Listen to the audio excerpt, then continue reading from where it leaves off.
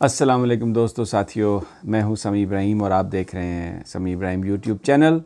आज सोमवार है 6 अप्रैल 2020।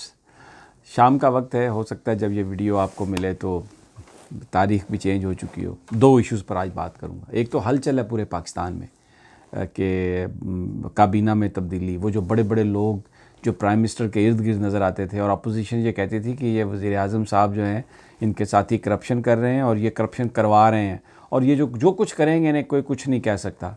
जन्नाटेदार थप्पड़ खान का, जन्नाटेदार मुंह लाल कर दिया उन दानिश्वरों का भी और उन सियासतदानों का भी जो इस तरह के इल्ज़ाम लगाते थे। जहांगीर तरीन, खुसरो बख्तियार और अलाइज़, इनके ख़िलाफ़ FIA की पब्लिक रिपोर्ट ना सिर्फ पहले पब्लिक की बल्कि उसके बाद उस पर अमल शुरू हो गया।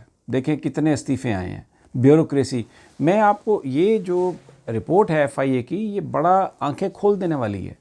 इसके अंदर बड़ी ऐसी चीज़ें हैं जिससे आप परेशान हो जाएंगे कि ये कोई इस तरह की कहानी जो कौम को चूना लगा है, ये ऐसे अभी नहीं लगा। और मैं आपको एक बात बता दूँ जो बड़ी ख़बर है सबसे, जो मैं आपको देना चाहता हूँ कि प्राइम मिनिस्टर ने अभी क्यों इस रिपोर्ट को पब्लिक किया जबकि वो ख़ुद कमीशन का इंतज़ार कर रहे हैं 25 अप्रैल तक।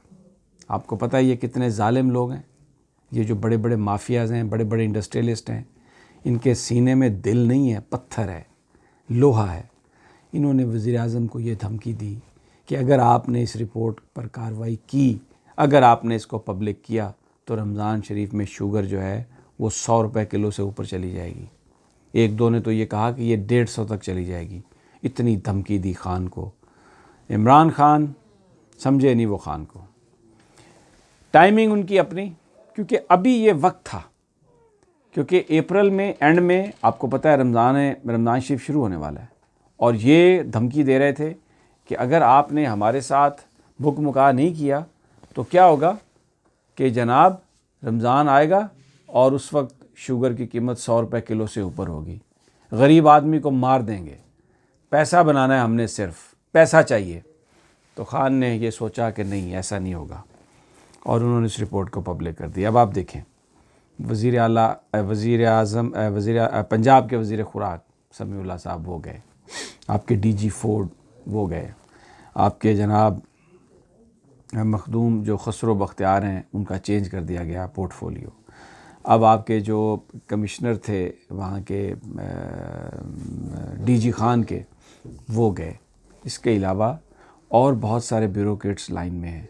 मैं आपको बताऊं, वो रज़ाक दाऊद भी इसीलिए गए हैं। रज़ाक दाऊद वो जो एडवाइज़री जो चेयरमैन, अभी एडवाइज़र तो वो हैं लेकिन जो कमेटी के चेयरमैन थे ना, उससे उनको चलता कर दिया गया, फारिग कर दिया गया। ये जवाल देखें, मैं आपको बताऊं, हफीज़ शेख को भी जवाब देना पड़ेगा।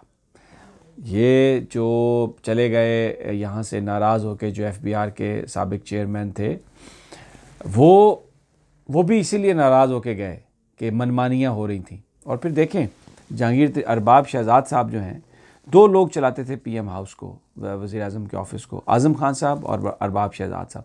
मैं तो वैसे दोनों पर मैं एक बड़े बड़े सवालिया निशान है, लेकिन अरबाब शहजाद साहब जो थे ये जहांगीर तरीन साहब के साथियों में से थे, इनकी बात को ओके करते थे।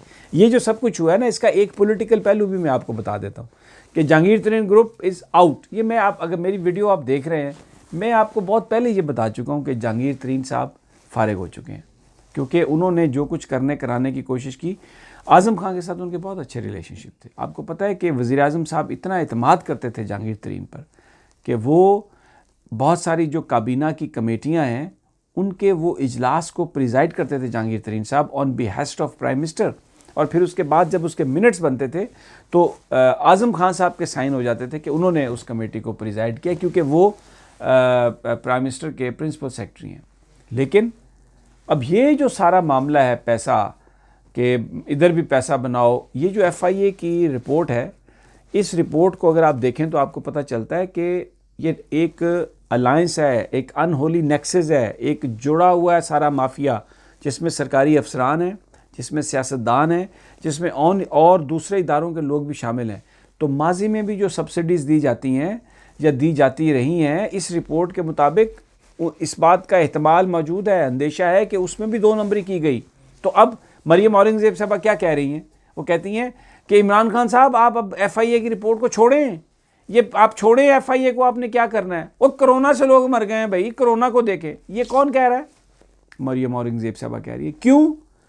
ये जो सब्सिडी ली गई है, जो माल बनाया गया है, जिन लोगों ने पाकिस्तान की कौम को चूना लगाया है, उनमें शरीफ खानदान भी शामिल है। तो अब अगर ये कोई बड़ा कमीशन बनता है और अगर ये सारी लूटी हुई दौलत वापस लेने की बात की जाती है, जो कि वज़ीर आज़म अपने साथियों से मशवरा कर रहे हैं, क्योंकि ये जो 25 अप्रैल को जो कमीशन इसका जो फोरेंसिक आएगा, उसके बाद ये जो पैसे हैं ये रिकवर किए जाएंगे। प्राइम मिनिस्टर ने कहा कि मैं एक पाई नहीं छोड़ूंगा। अगर मैं नवाज शरीफ को NRO नहीं दे सकता, अगर मैं मीर शकीलुर रहमान जो सारे मीडिया के अबू जान हैं और इतनी मतलब तकलीफ़ें और चीखें निकल रही हैं हर तरफ से, उनको मैंने अगर छोड़ा तो मैं अपने किसी दोस्त को नहीं छोड़ूंगा।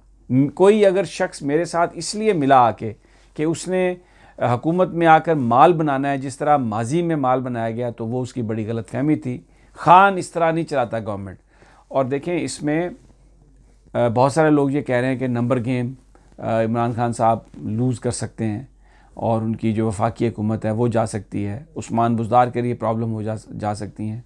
मैं आपको एक बात बता दूं, खान भी एक बड़ा ज़बरदस्त प्लेयर है।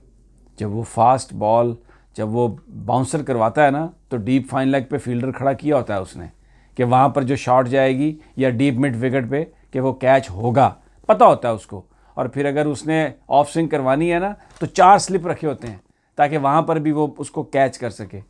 तो ये जो बहुत सारे लोग नून लीग के कभी उस्मान बुज़दार साहब से मिलते हैं आके, कभी इधर से मिलते हैं, ये सारे के सारे लोग इन्होंने ये कहा है कि अगर किसी ने खान की गवर्नमेंट को गिराने की कोशिश की, अगर कोई नो कॉन्फिडेंस पेश करने की कोशिश की, तो उन्होंने कहा खान साहब अब घबराए ना। अब वो यही तो पिरथू पड़ गए हैं शहबाज शरीफ साहब को, उनको यही तो पिरथू पड़े हैं। वो वहाँ से आए हैं लंदन से भागे भागे। उनका ख्याल था कि जनाब ये सब टूट फूट होनी है तो मैं चलूँ वहाँ पे और मैं कोई थोड़ा ज़ोर, कोई तोड़, कोई चीज़ें करूँ, लेकिन यहाँ पर उनको कुछ मिलने वाला नहीं है। करप्शन पर प्राइम मिनिस्टर की गवर्नमेंट रहे, खान की ना रहे, वो कहता है मैं आवाम के पास चला जाऊँगा और उनसे कहूँगा कि देखें, मैंने तो अपने साथी भी नहीं छोड़े, मैं करप्शन में किसी को माफ़ नहीं करता, लेकिन अगर मेरे हाथ बंधे हुए हैं तो मैं आपके पास आ गया हूँ, अब आप जाने और आपका अपना राइट है वोट किसको देना है।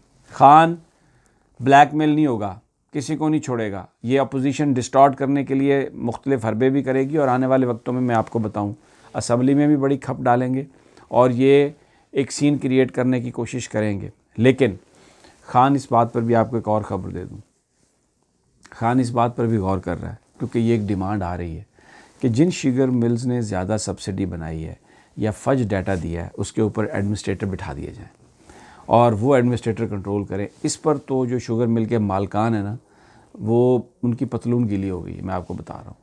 इसलिए कि अगर वो बैठ जाएं एडमिनिस्ट्रेटर और सारा हिसाब किताब उनके पास आ जाए, तो फिर तेरा क्या बनेगा कालिया। ये तो भजन बिल्कुल सारा कच्चा चटा सामने आ जाएगा। बहरहाल 70 साल, देखें मैंने अपनी पिछली वीडियो में कहा था कि खान ने ये रिपोर्ट किस दिन पब्लिक की है, जिस दिन 4 अप्रैल था, जुल्फ़िकार अली भुट्टो की फांसी का दिन था। Bhutto died for the people, Bhutto died for the rights of the people, Bhutto died for the democracy in this country, Bhutto died for the justice in this country.